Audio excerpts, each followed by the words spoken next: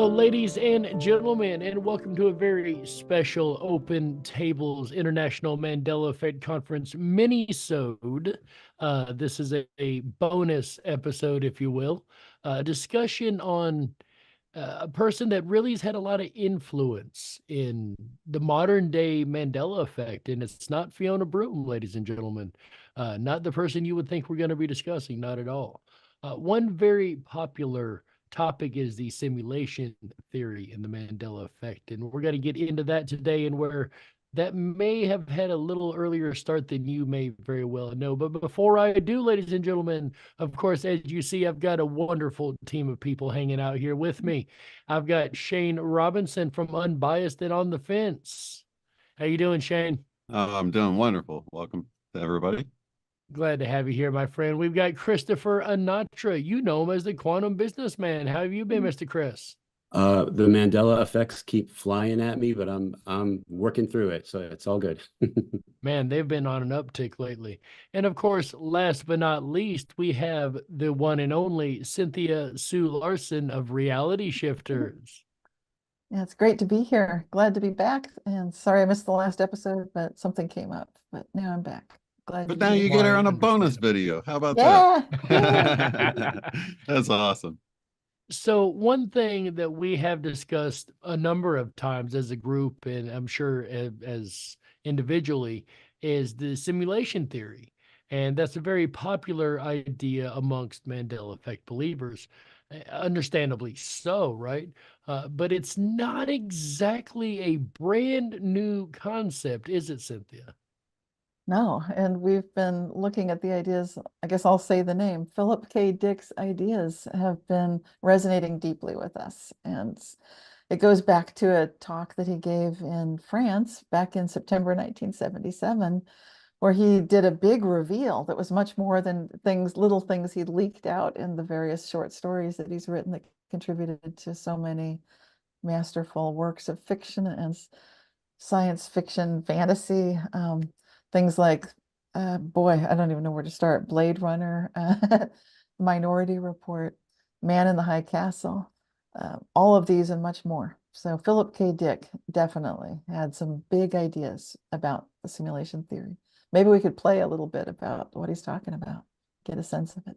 I submit to you that such alterations, the creation or selection of such so-called alternative presence, is continually taking place. The very fact that we can conceptually deal with this notion, that is, entertain it as an idea, is the first step in discerning such processes themselves. But I doubt if we will ever be able in any real fashion to demonstrate, to scientifically prove that such lateral change processes do occur.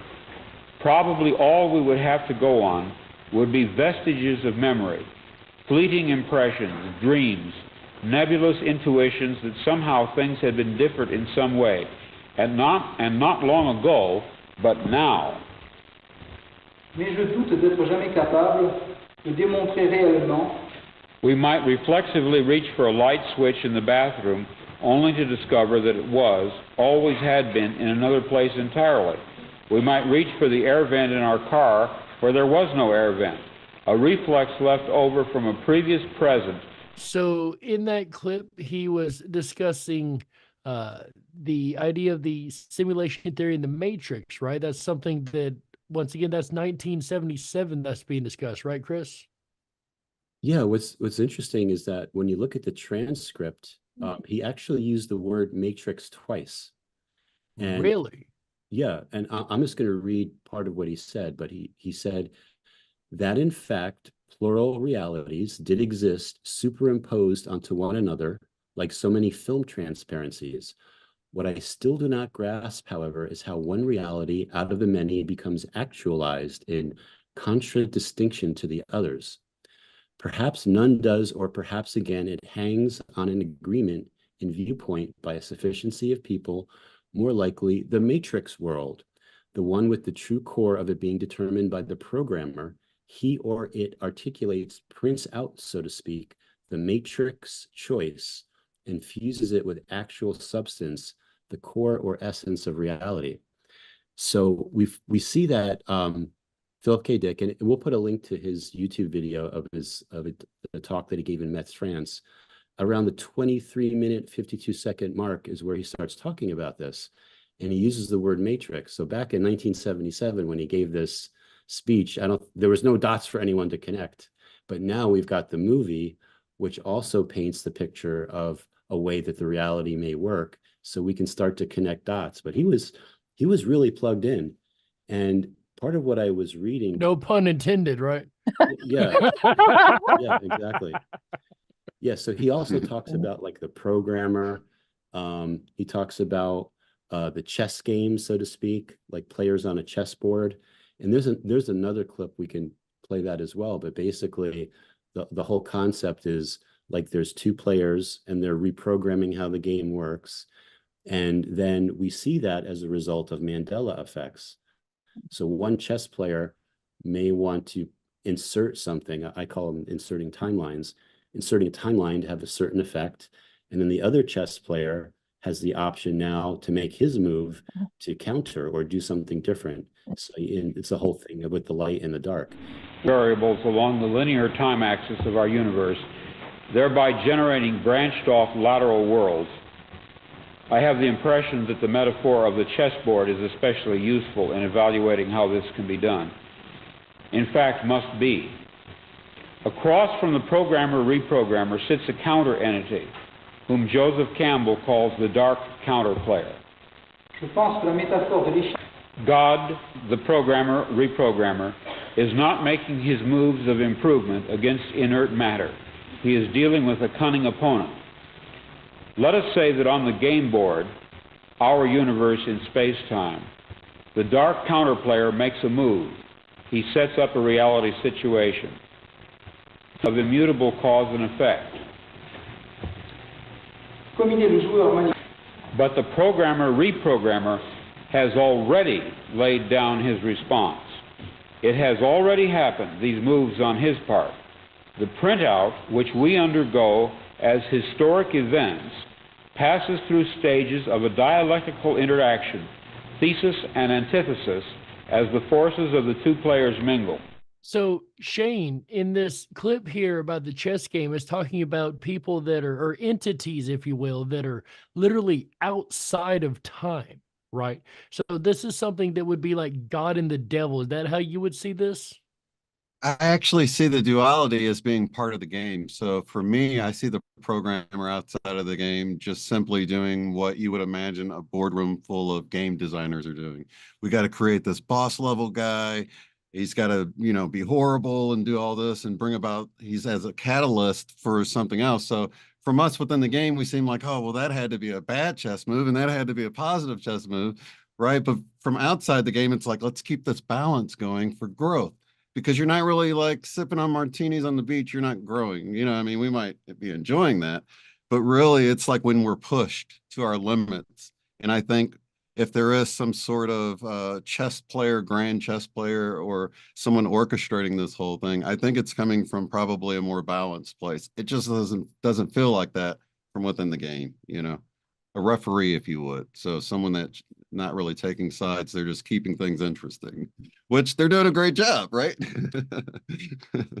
So Cynthia, would that mean that different Mandela effects are offsetting other Mandela effects? Is that possibly what that could be interpreted as? Yeah, are different people noticing different things. And that's something that I love to refer to the recent 2019 paper that was published showing that there can be an observer of an experimental apparatus like the double slit experiment, and you've got someone observing the observer. Those two levels of observation can get different results at the same place and the same time. So we now do have experimental proof that shows that subjective observations can be extremely different, like radically different, from trusted observers at the same exact location, the same time. And that's fascinating. To me, it brings into mind kind of what Shane's getting at. Like, I would call it levels of conscious agency, because it's like we can see with our head, we have neurons in the head. It's a focus of awareness. We also have neurons in the heart. We have neurons in the gut. So then you've got like a layer cake situation going on. You've got your head, your heart, your gut. We also have levels of higher self.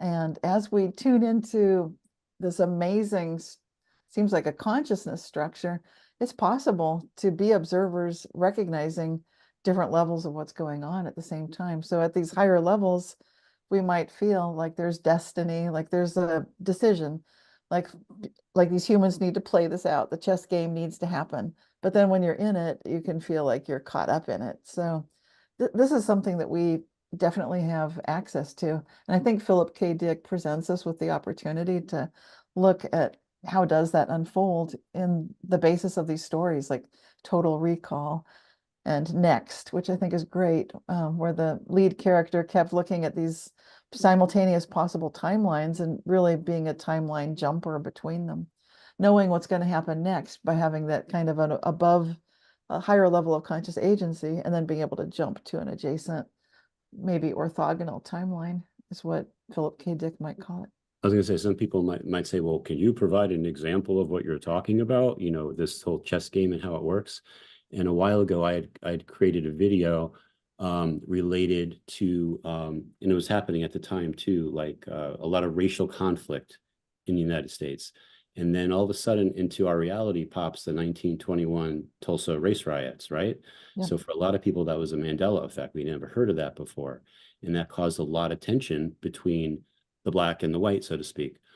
And then to counter that, all of a sudden, in my reality anyway, there was this play called Aida, which Disney made. It was actually a big Disney hit in this timeline. And Elton John did the lyrics. He did songs for it. It was like, it's a big thing. But that was basically about the love between a white man and a black woman that was like crossing lines. It had to do with ancient Egypt and that whole situation. But it was almost like, here's something negative that happened that could cause conflict. And then, oh, here's something positive that happened to show that there could be love between the races and they don't have to be, you know, separated, and the conflict doesn't have to be there. Nothing can be altered. There is nothing to decide. No escape, no change of heart, no any place to hide. Oh, you are all I ever want, but this I am denied. Sometimes in my darkest thoughts, I wish I'd never learned what it is to be in love and have that love return. So that was something that I had spotted related to how this chess game works. And in that clip that we played, he mentions Joseph Campbell. So Joseph Campbell is an author. He was, you know, there's a lot of things that he's famous for. One of the things he's famous for is something called the hero's journey. And the hero's journey is something that seems to be a repeating type thing about how these actions work. Even that said to George Lucas when he wrote Star Wars, he was greatly influenced by Joseph Campbell in that whole drama of what I would call the eternal struggle, like the dark versus the light and going back and forth. So there's a lot you can learn by just imagining, like, could there be some kind of like outside of the veil that we're aware of, or outside of this reality? I'll call it base reality. Some people might call it the primary matrix, or however you want to look at it. Is there more going on? Like, could this be a Truman Show type thing as well, where we're being observed? And, you know, how are we reacting? So I always tell people, like, you know, always be on your A game, because you don't know who's observing you and how you're reacting to different things. And, you know, you've got soul family outside of this that's observing you and seeing how you're playing the game, so to speak. And if you're going to be able to graduate and get onto that golden timeline, which we're all working towards. So yeah, with his speech, there's like so much, the matrix, chess, you know, chess game, etc. The Christians believe the same way, that God's always watching you, that there's an entity always watching what you're doing. Those of us who walk in universe, and I know some of you out there understand exactly what I'm saying, Uh, there are those of us that literally interact with the universe on a daily basis, interact with God, if you will, this entity on a daily basis, on a minute to minute basis. The Christians believe they interact with an entity of such in prayer, an outside entity that has the ability to change the workings of the inner development, simulation, whatever reference you want to call it. There's a number of religions across the board that they carry the same concept with them, that there's a being, an ultimate overshadowing being that's watching down outside of time, that's able to help you or harm you depending on your actions within the game, if you will.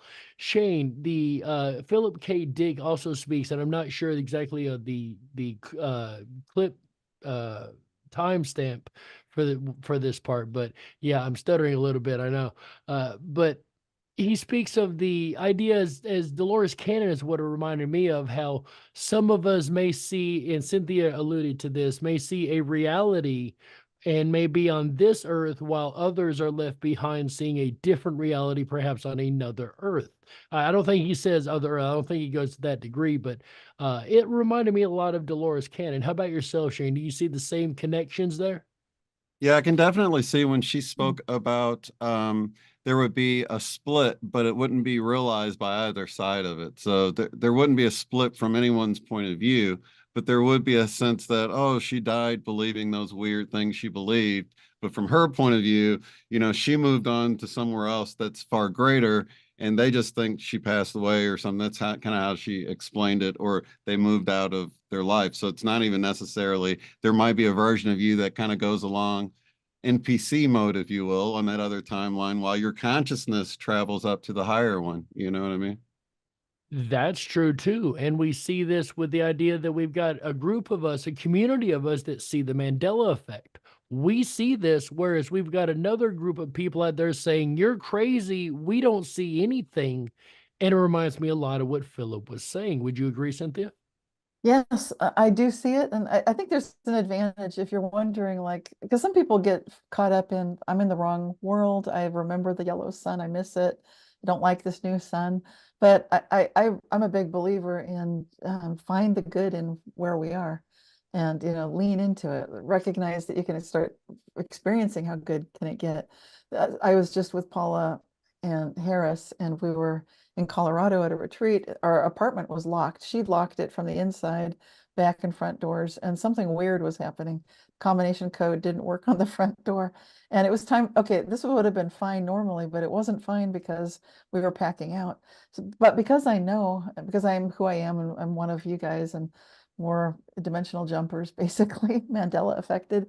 I know that, never mind that Paula knows for sure she locked the back door. I knew that, like, hey, I'm just going to run around back real quick, knowing that even if it is locked, it doesn't matter because I'm aware of the parallel realities. We know that. We know that we can play with that. So I'm basically putting my prayer into God.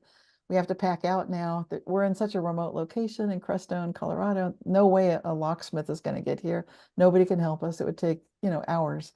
So we need this open now. In other words, the locked door needs to be unlocked now. And I know it's not a trivial request. It's something that I know from, when I'm all lined up in my head, my heart, my gut, my totality. And I knew that it was a done deal. That's what I was going to ask you. So that walk, after you put that out there, you kind of put the request out there, your walk, you're like almost feeling appreciative that it's going to be open, that it's unlocked for you as you're on the way there, right? So grateful. No doubt that when you get there, you're just going to open it. I believe that she locked it. I know she always does. And I've always tested it. She's very good at locking doors, but I knew I love this time. Yeah, it was really cool. It was locked, but it was ajar, which is impossible. So I just slid the sliding glass door open, even though it was in the locked position. And I'm like, thank you. So yeah, I live this way. So you can embrace this, is what I'm saying. And even if you think I'm in the wrong world, like I love what Philip K. Dick said. If you find that this world is bad, you should see some of the others. They can be worse. So be grateful for this. One of those worst worlds he was in, he spoke of the Christian battle, and they were more freedom fighters opposed to the modern day Christians. In this, Chris, he talks about how he's not sure he lived past 1974 in that timeline. It seems to me we call that today quantum immortality, or the concept of. Would you agree with that? Yeah, I mean, there's Philip being the first one to bring forth the idea opposed to modern day science saying, hey, look at this. yeah, and actually these other experiences that we have, like, can we gain access to them all and actually gain the knowledge and so forth? But yeah, and I was going to deja mention, vu. yeah, deja vu, glitches in the matrix. And I was going to say too, just to add to what everyone's talking about here, around the 27-minute, 50-second mark, he specifically talks about what we know as what we call Mandela effects. But I doubt if we will ever be able in any real fashion to demonstrate, to scientifically prove that such lateral change processes do occur. Probably all we would have to go on would be vestiges of memory, fleeting impressions, dreams, nebulous intuitions that somehow things had been different in some way, and not long ago, but now. We might reflexively reach for a light switch in the bathroom only to discover that it always had been, in another place entirely. We might reach for the air vent in our car where there was no air vent, a reflex left over from a previous present, still active at a subcortical level. We might dream of people and places we had never seen as vividly as if we had seen them and actually known them. But we would not know what to make of this. And that's exactly what's happening with the Mandela effect. Whether it's something like, what happened to the cornucopia on my Fruit of the Loom label? Or what happened to, mirror, mirror on the wall? Why has it always been magic mirror on the wall? Or whatever it is. Like, we know that there's something wrong, but is there a way to scientifically prove it? That's why the global narrative just says, oh, you're confabulating, you can't prove it, you're misremembering. Quit cussing. But you know what's really cool about I said quit cussing over there talking confabulating. right. Oh, is that a bad word? Okay, sorry. That's a 4-letter word in our community.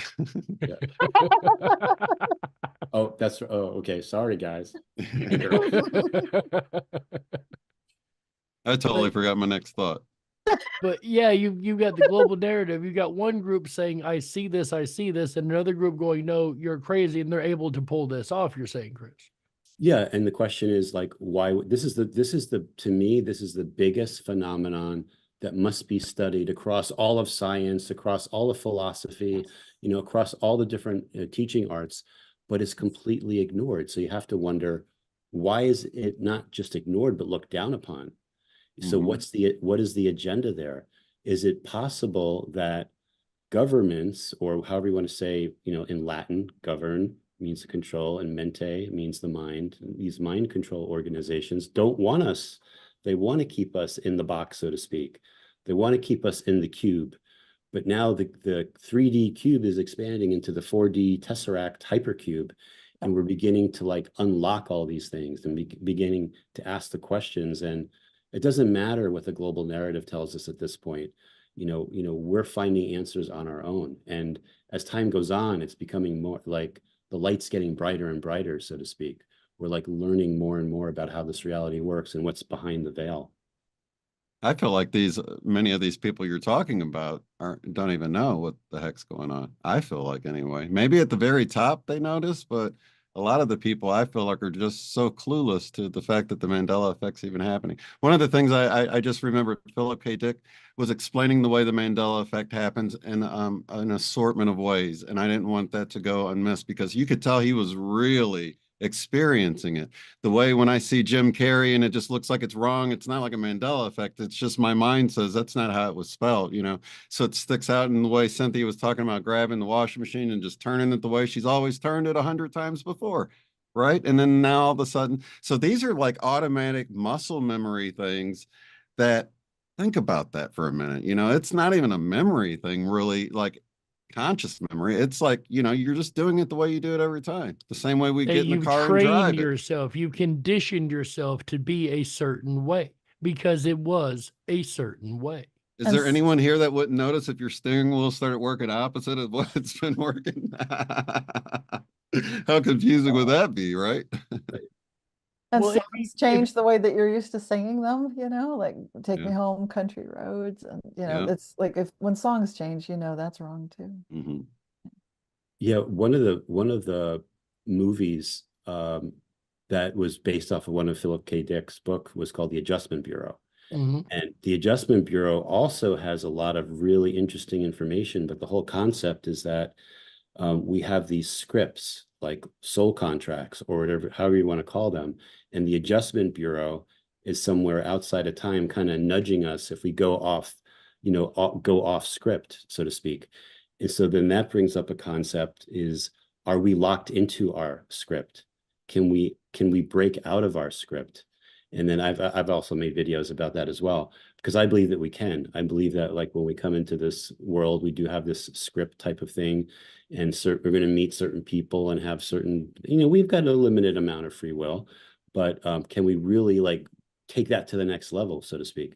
So there's the whole concept of unlocking your script, and that's in that movie. Matt Damon eventually figures out how to do that. He meets the love of his life, and they figure out how to unlock their script and go their own way. I think in the movie, he was being groomed to be like the next president of the United States. And he decided he didn't want that. Instead, he wanted to be with the love of his life. And he was able to change that script. Most people live life on the path we set for them, too afraid to explore any other. But once in a while, people like you come along who knock down all the obstacles we put in your way. People who realize free will is a gift you'll never know how to use until you fight for it.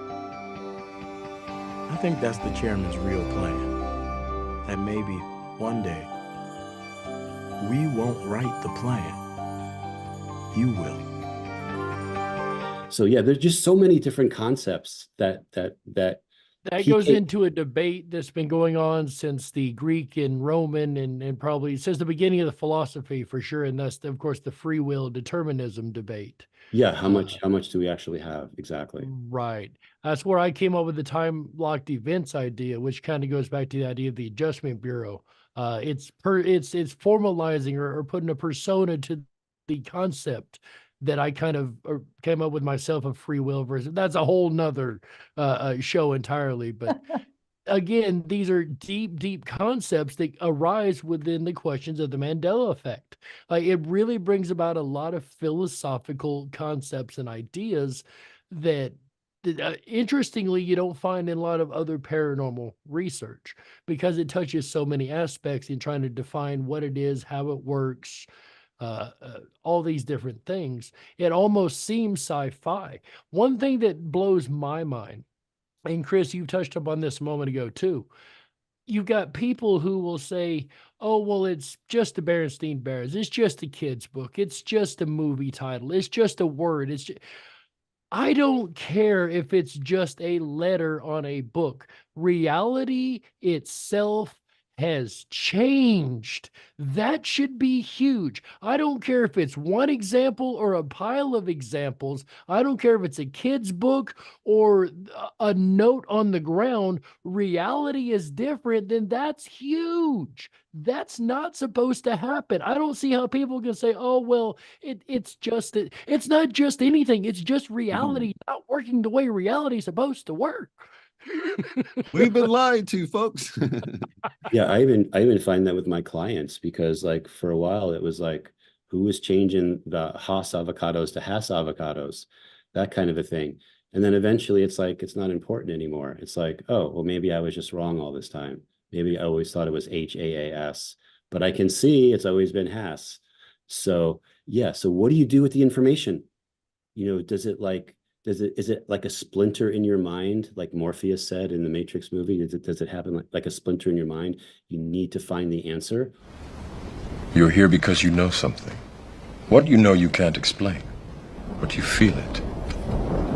You felt it your entire life, that there's something wrong with the world. You don't know what it is, but it's there, like a splinter in your mind. Or do you just be like, it doesn't really affect me?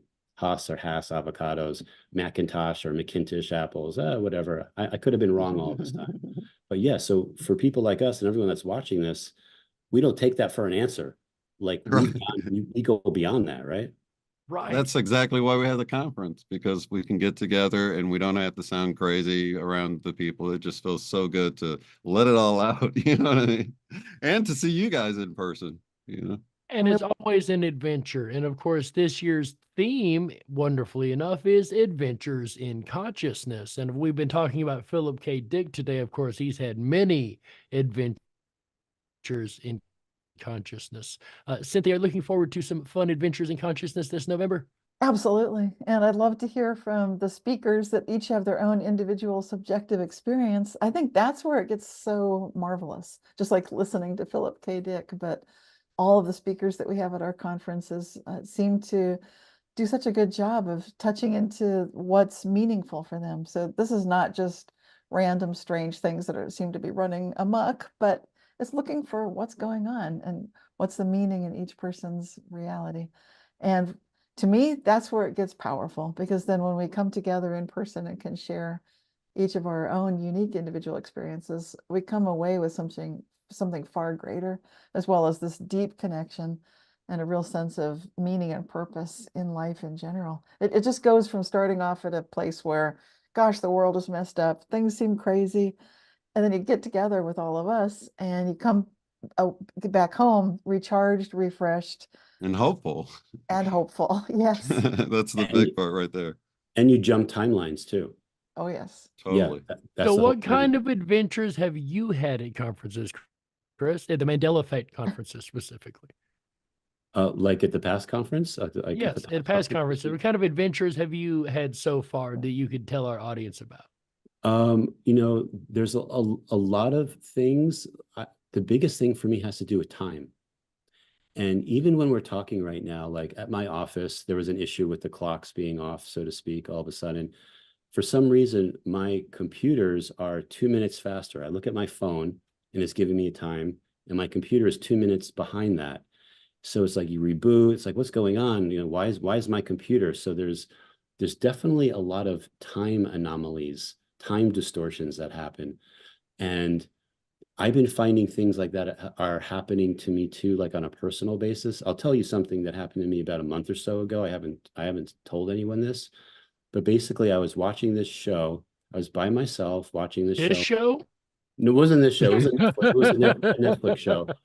And all of a sudden, like for an instant, I felt disoriented. And then I was like, okay, again. And I was back in time 20 minutes because I was watching the show and I was like, is this like a flashback? Like, why are they doing the same thing that they just, it was like a dance scene and they were dancing and it was like ballroom dancing type of a thing. And I'm like, are they flashing back to, like, it didn't make any sense. And it kept going and going. And I'm like, I watched this whole thing already. So, and I think like when it comes to time, and, you know, I say there's a lot of you out there that watch this, you may not even realize it, but you may be time travelers to some extent and not actually even realize it.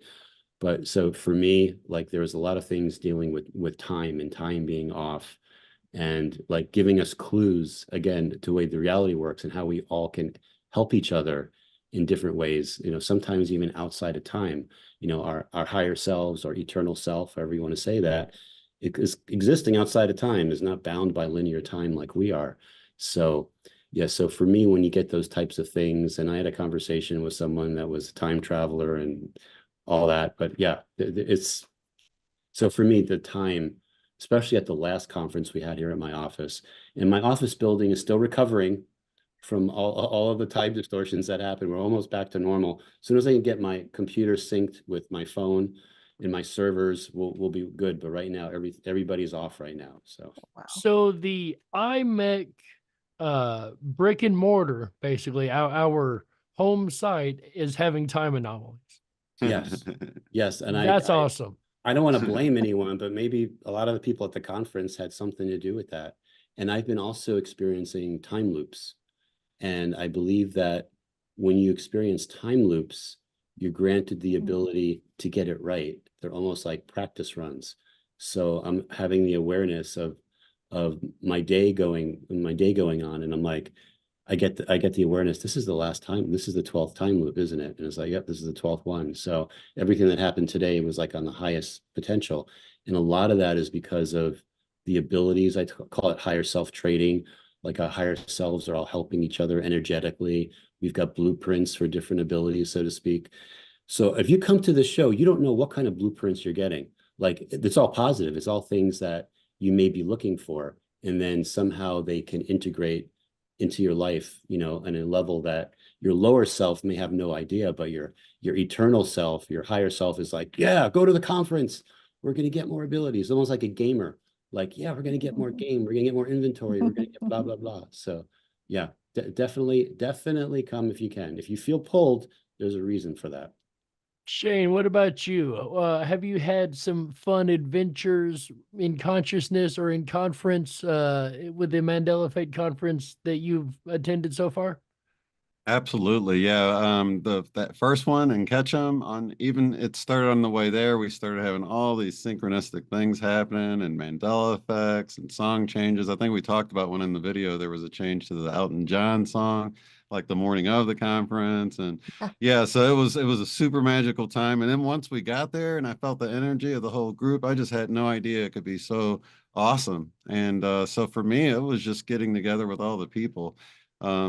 That were just as excited to meet me as I was to meet them. And so that to me was just making that connection was really huge. I gotta say that was probably the most magical adventure, that first one. Now, don't get me wrong, all of them have been magical adventures. Adventuring to Connecticut, that was an adventure in and of itself for me. I enjoyed it absolutely immensely. It was wonderful. I had a great time there. But Shane, you're right. Having the ability to sit down and talk in person with people. And intuitively, we all met right then, right? So that was our first time all Yes. meeting and hugging each other. And Yeah. I think on an intuitive level, we knew, Yeah. what the big force behind all of that, I think Sorry at to some interrupt. level we knew something. Oh, Excited. not at all, not at all. I think we knew something was coming, and that's one thing I look forward to these conferences. Not only meeting you guys out there watching now, but seeing the team again. I only get to physically see these guys when we have these in-person events, and there's just it's so amazing. Like finding old friends again. Like I don't even know how to explain that. Oh yeah, There's everybody can a feel it. Yeah. yes. And that goes back to the second point I was going to make, Shane, and it goes back to the first conference in Ketchum. There was a magic that I'm sorry, we haven't been able to replicate it. I don't think we ever will because I think it was the area. But there was a magic, a feeling that week that I've never before and never since felt. It was so strong. I had people tell me they felt it from the moment they entered the city that we were in. Okay. There was a feeling, a energy, a emotion there that was so binding amongst the people. Everyone got along, everyone had a great time, everyone had something to talk about. And again, the biggest adventure is being able to share your adventures with those around you and knowing that you're not going to be called crazy or stupid or wrong or ridiculed because that can't be real or true. No, at the conference, you're going to find people going, really? No way. Check this out. This happened to me. I've Find never your told tribe, anyone. really. That's really what it is. It's finding your tribe, and this is it. Absolutely, Shane. That's exactly what it is finding your tribe. And to find your tribe, you might have to make an adventure, right? Have to take an adventure to Nashville this year, ladies and gentlemen. Nashville, Tennessee, November 7th through the 10th, 2024. That's right. We have a limited amount of tickets. Make sure you get yours before they run out, and they will run out quick. I can tell you from doing these things a couple years, once they go, and they're gone. So make sure you get yours as quickly as possible. Really great price for the amount of days and amount of stuff we're able to do in those amount of days. Definitely make sure your friends know. Bring you a +1. Let everyone know about the conference. Make sure you go over to imec.world, IMEC.WORLD. Pull up that brand new, revamped, one of a kind, top notch website.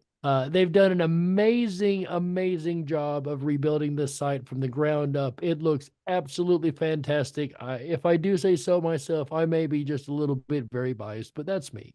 But ladies and gentlemen, check our site out. Go over, buy the tickets now before they run out. Secure your spot in Nashville.